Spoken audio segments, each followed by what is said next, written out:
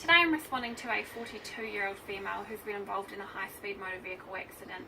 My patient is complaining of right-sided chest pain with shortness of breath and is currently located in the driver's seat of the vehicle. She was driving to work when an animal walked out in front of her vehicle and she swerved off the road, colliding with a brick wall. Her vital signs: she has a GCS of 15, a heart rate of 130 beats per minute, a blood pressure of 130 on 80, her oxygen saturations are 89% on room air, and all of her other vital signs are within normal parameters.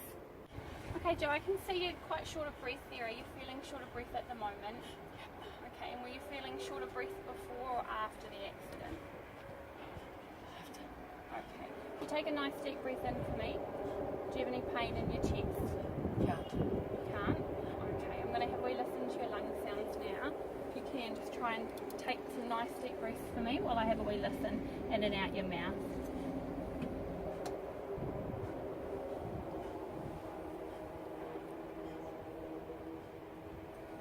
So I come around the side here.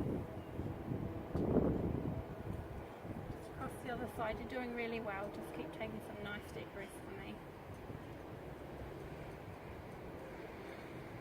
Just going to come down the side here. I'm going to have a wee listen to your back if you can sit forward for me at all. That's the one.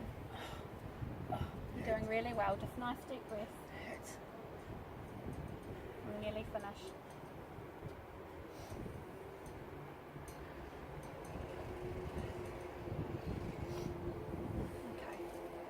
As I was approaching the patient, I was doing a visual assessment, so I noted that she had obvious accessory muscle use.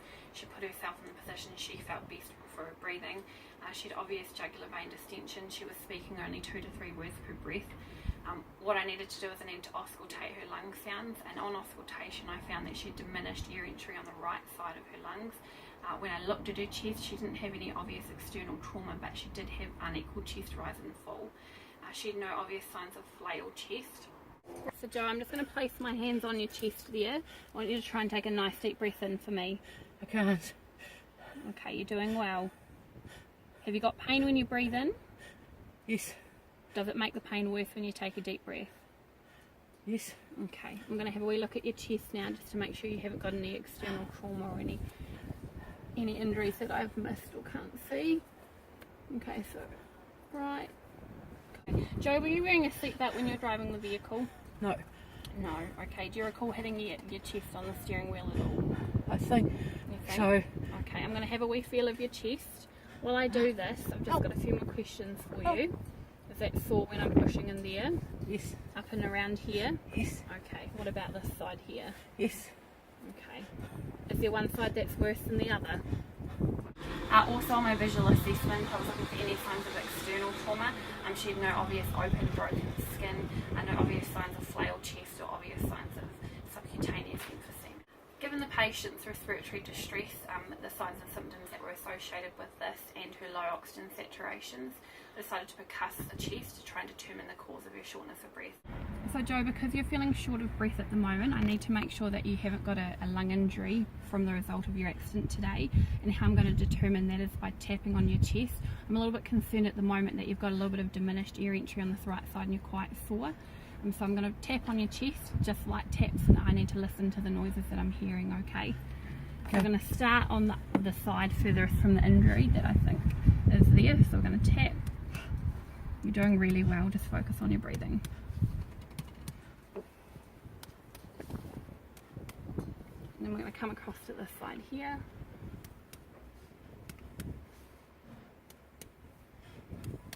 You're doing really well. And just up under the side here. And if you can sit forward again for me, Joe, I'm just going to tap on your back as well, starting at that far left side. You're doing really well.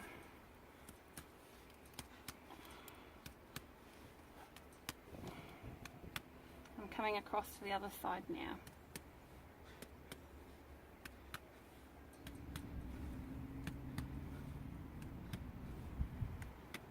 And just up and around here.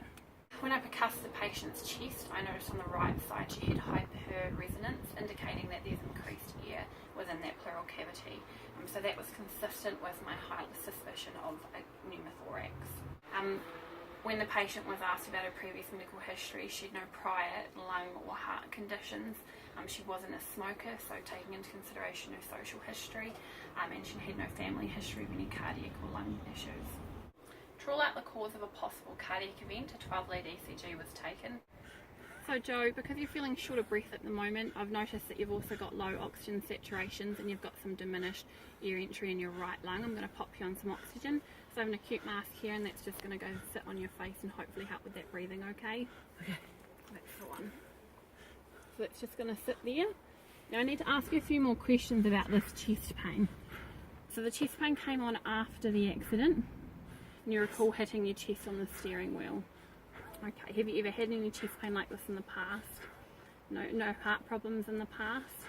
Okay, what I'd like to do is I'd like to do a 12-lead ECG, and this just helps us to rule out any cardiac causes of your chest pain as well. It's really important that we differentiate between the two.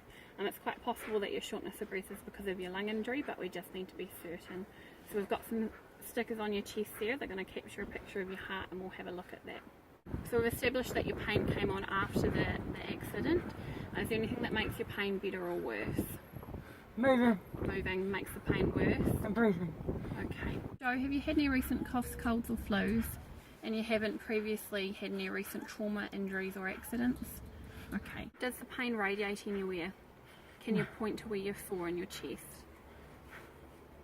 Okay. So Jo, does the pain come and go, or is it there the whole time? The whole time. Okay, and do you have any previous heart problems? Did you take any medications for your heart? Okay, and do you have any family history of any heart problems? No. Okay, are you a current smoker at all? Okay. From our assessment, we're highly suspicious that this patient does have a right-sided pneumothorax. The patient was placed on oxygen and oxygen therapy was commenced. If this patient was left untreated, we'd expect to see worsening signs of shock. We'd expect to see an increase in their heart rate, a drop in the blood pressure, the oxygen saturations continue to drop, and a respiratory distress to increase, eventually resulting in a decreased level of consciousness. Of a tension pneumothorax forming. Things we'd expect to see with that is some subcutaneous emphysema and, as mentioned, increased worsening of shock.